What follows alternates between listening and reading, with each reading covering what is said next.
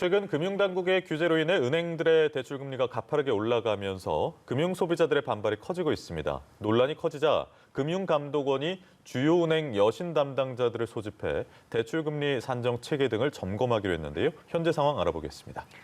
네, 그리고 미국 정부가 SK 하이닉스의 중국 현지 공장에 첨단 장비를 반입하는 것을 원하지 않는다는 외신의 보도가 나왔습니다. 중국의 첨단 생산 시설을 두고 있는 한국 기업들이 격화되는 미중테크 전쟁의 희생양이 될 수 있다는 우려가 커지고 있는데요. 어떤 대책을 마련해야 될지 살펴보겠습니다.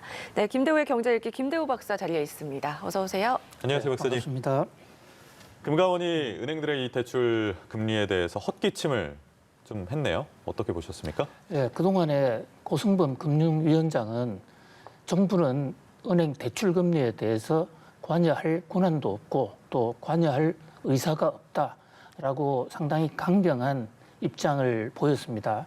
그런데 청와대 청원이 계속되고 국민들의 대출 금리 상승에 대한 불만이 정폭이 되니까 급기야 금융감독원이 나서서 오후 3시에 은행 8개 은행 시중은행들의 여신 담당 부행장들을 긴급 소집해서 일단 현재 상황이 뭔지 또 고객들의 불만이 뭔지 은행들은 어떻게 관리하고 있는지에 대해서 점검 회의를 하기로 지금 세웠는데요.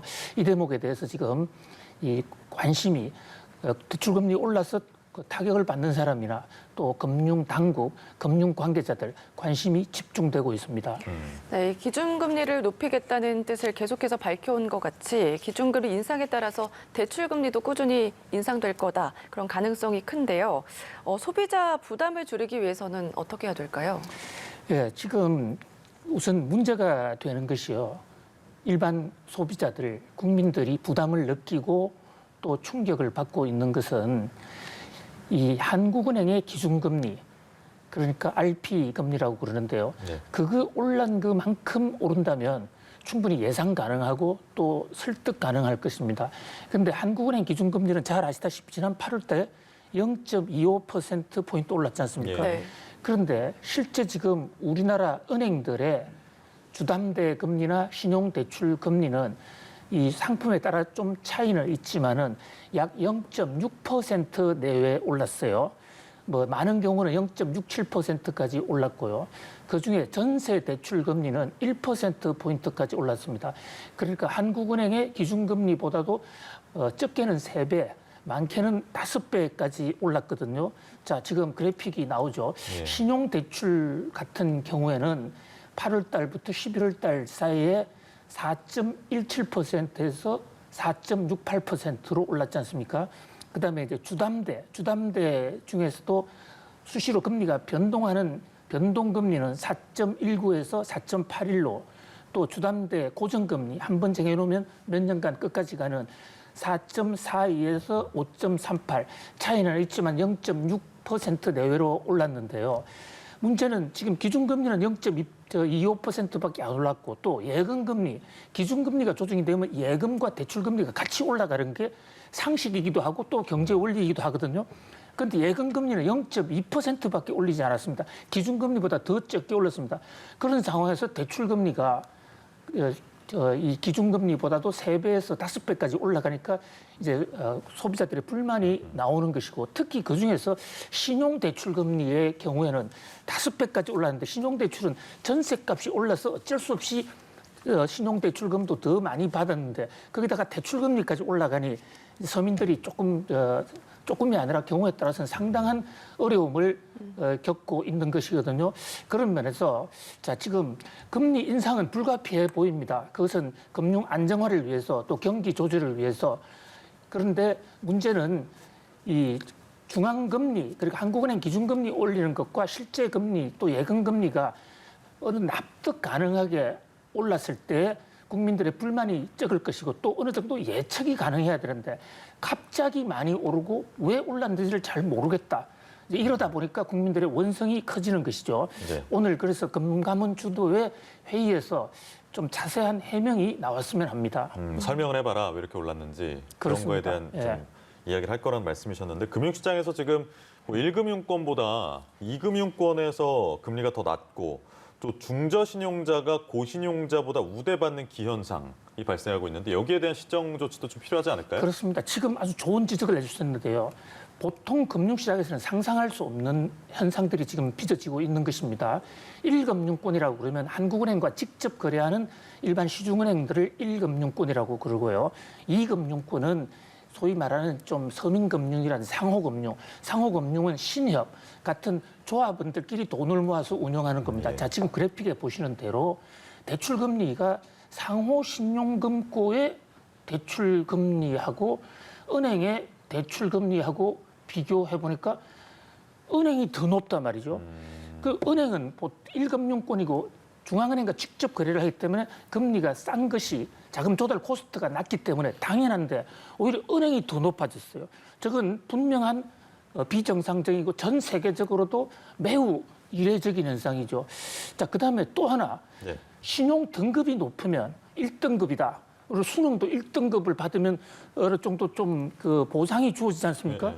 그러면 신용 등급도 1등급에 금리를 좀 싸게 해줘야 될 거 아닙니까? 이게 신용 등급 제도를 만든 근본 취지인데요. 네. 지금 최근에 뭐 다 그런 건 아닙니다만 일부 경우에는 신용 등급이 6등급, 7등급이 되면 금리가 싸고 1등급이 되면 금리가 높은 이런 기현상이 생기는 것이에요. 네. 이것은 분명히 문제고 이제 이런 현상이 생기는 것은 대출을 특정 부분에 대한 대출을 규제하다 보니까 대출 규제를 받지 않는 쪽에는 금리가 내려가고 대출 규제를 받는 쪽에는 금리가 폭등하는데 물론 일시적이라고 봅니다.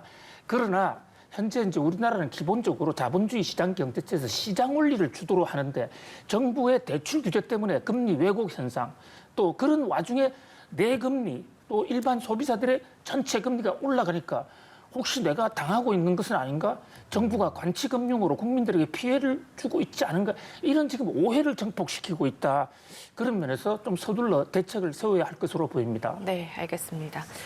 이 주제도 살펴볼 텐데요. 이 정부의 강력한 대출 규제 효과인지 서울 지역 대부분의 아파트 시장에서 집을 사겠다라는 사람보다는 팔겠다. 라는 사람이 더 많아지고 있다고 하는데 이 매도가 늘어나면 집값이 어떻게 좀 떨어질까요? 그렇습니다. 상당히 그 주목할 만한 통계 하나가 발표가 됐는데요. 한국부동산원이라고 국토부 산하에 있는 공기관으로 볼 수 있습니다.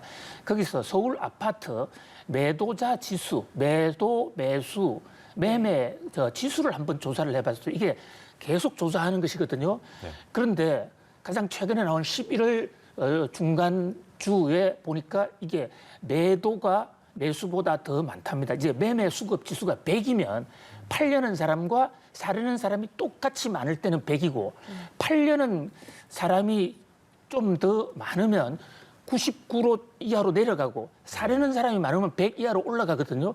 근데 그동안 지금 지표를 보시면 그래픽을 보시면 계속 이 매매 수급 지수가 100 이상이었지 않습니까? 네. 이것은 살려는 사람이 계속 팔려는 사람보다 많았다.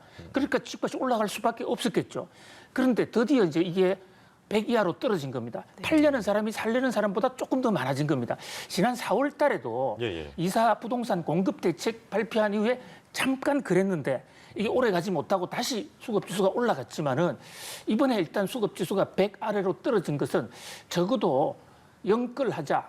일단 부동산을 사고 보자는 광풍은 한 템포가 지난 것이 아니냐. 그리고 한 걸음 더 나아가서는 이제 부동산 가격이 안정화될 수도 있지 않느냐는 그런 기대를 낳고 있습니다. 알겠습니다.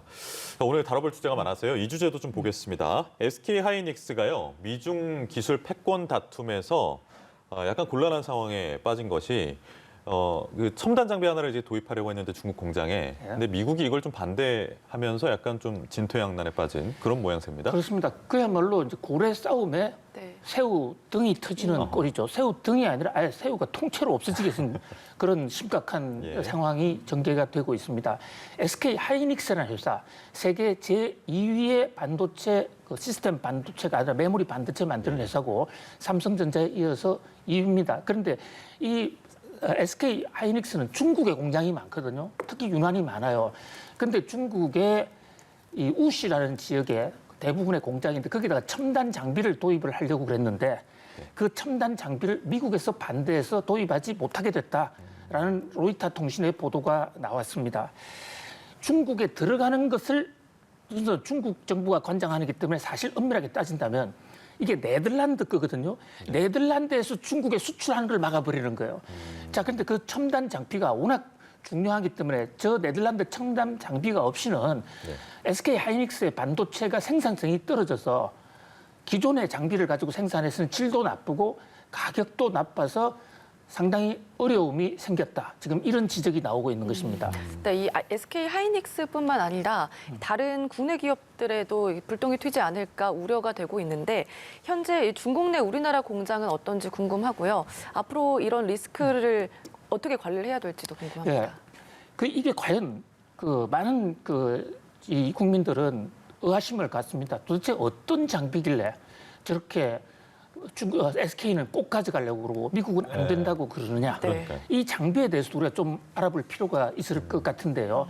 ASML이라는 회사가 만들어내고 있는 극자외선 노광 장비인데 혹시 앵커님 아인트호벤 축구팀을 아십니까? 알죠. 박지성 선수가 뛰었던.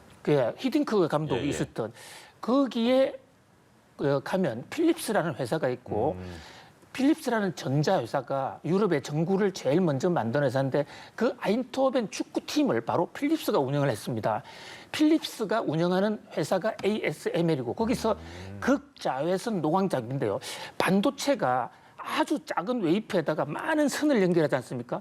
그래서 자외선 빛을 쬐어서 노광이라는 게 밖으로 빛을 줍니다. 근데 그게 선이 그려지는 게 10억 분의 1 이하의 아주 미세한 선이거든요. 근데 그 장비가 있으면 미세한 반도체가 나올 수 있지만 그 장비가 없으면 좀 둔탁하거나 이 나노의 단위가 굉장히 낮아져요. 그래서 이게 꿈의 반도체 기술이고 저게 없으면 새 반도체를 만들어낼 수가 없다는 건데 저게 바로 미국이 저것을 미국 안보에 위협한다. 그래서 중국에 들어가면 저 반도체를 가지고 중국이 무기를 만든다. 그래서 지금 팔지 못하도록 되어 있는데 문제는 우리나라 기업들이 이 ASLM 극자외선 노광 장비뿐만이 아니라 많은 생산 기술을 지금 중국에 두고 있단 말이죠. 네. 또 그러면서 또 반도체의 경우는 미국에 가서 또 팔아야 되는 또 미국에서 원천 기술을 가져와야 되는 그야말로 고래 싸움에 꽉 끼어 있다. 그런 면에서 미중 갈등이 한국 경제에 구체적으로 째깍째깍 부담을 주고 있습니다. 지금 그림에 나오는 것 적어도 아주 주요한 회사표만 만들었는데요. 저 좀 상세하게 중간 규모까지도 하면 미국, 중국 전역에 우리나라 공장이 지금 다 들어가 있습니다. 특히 첨단 공장이 많이 들어가 있거든요. 이 대목에 우리가 관리를 잘 해야 될 것으로 보입니다. 알겠습니다. 계속해서 좀 다음 주제로 넘어가 보면요. 넷플릭스가 이 월 구독료를 전격 인상을 하면서 오징어 게임의 흥행으로 1조 원의 수익을 올렸고 또 3분기의 순이익이 작년보다 2배 이상 늘어났다고 하는데 지금 왜 요금을 또 올리냐 이런 얘기들이 좀 나오고 있는 것 같습니다. 네, 지난번에 앵커님이 깐부가 뭐냐라고 물어봐서 제가 답을 제대로 못했지 않습니까? 그래서 집에서 공부를 세게 했거든요. 깐부는 진짜 운명을 같이 하고 서로 도와주는 건데 넷플릭스와 우리 오징어 게임을 만든 한국 이건 사실 진짜 깐부지 않습니까? 그런데 그 깐부가 반란을 일으켰다 아니면 깐부의 배신 이렇게 볼 수가 있겠죠. 한국을 꼭 집어서 한국에서의 이 프리미엄 이용료를 무려 17%나 일거에 올려버린 것입니다. 넷플릭스가 한국에 들어온 게 2016년인데요. 한 번도 올리지 않았는데 이번에 한국만 꼭 집어서 올렸습니다. 물론 여기 넷플릭스는 여기에 대해서 그동안 한국은 안 올렸기 때문이고 특별한 뜻은 없다. 더 좋은 제품을 만들기 위한 것이다. 라고 얘기를 하지만 지금 그래픽에 나오는 거 보면 이제 클래식, 베이직 제품 또 스탠다드 제품 프리미엄인데 그 베이직 제품은 그대로 뒀습니다만은 스탠다드하고 프리미엄 제품은 최고 17% 이상을 올렸거든요. 근데 이제 이게 공교롭게도 우리 망 중립성 관련해서 인터넷 망 이용료 요거를 지금 내라고 그러는데 이 넷플릭스는 안 내겠다 이러고 있는 상황이지 않습니까? 한국 국회에서는 법까지 만들겠다고 이런 상황인데 이 법원 2심 재판을 앞두고 또 국회 입법 절차를 앞두고 이걸 한 것은 자, 한국에서 만약에 망 이용료를 계속 강요하면 이렇게 가격을 올려서 고객들에게 돈을 받아서 준다. 그래서 한국을 사실 어떻게 보면 좀 협박하는 한국 정부나 국회를 사실 인도네시아가 이랬습니다. 인도네시아가 망 사용료를 내려고 막 그렇게 하니까 넷플릭스가 가격을 대폭 올린 적이 있었거든요. 그런 면에서 넷플릭스와 우리 정부 입법 당국의 본격적인 전쟁이 시작됐다 이렇게 볼 수도 있을 것 같습니다. 네, 알겠습니다. 예. 근데 그 넷플릭스가 이렇게 요금 올리는 걸로도 대응을 하고 있지만 또 최근에 사내 법무팀 인원들을 좀 대규모로 확장을 했다고 하더라고요. 그러니까 본격적으로 좀 법적 공방을 시작하겠다 이런 의미로 봐야 되는 겁니까? 그렇습니다. 어떻습니까? 네. 그러니까 넷플릭스는 지금 SK가 주장하는 망 이용료 그것은 넷플릭스가 낼 돈이 아니다. 라고 생각하기 때문에 굉장히 억울하다고 보는 것이에요. 현재 지금 법원에서 1심 판결이 나와서 SK가 이긴 것으로 판결이 났는데 이 대목은 자기들이 법조인이 적어서 한국 법원을 설명을 잘 못했다. 그래서 법 대폭 강화해서 지금 2심에 들어갔거든요. 그래서 법리적인 공방도 본격적으로 하겠다.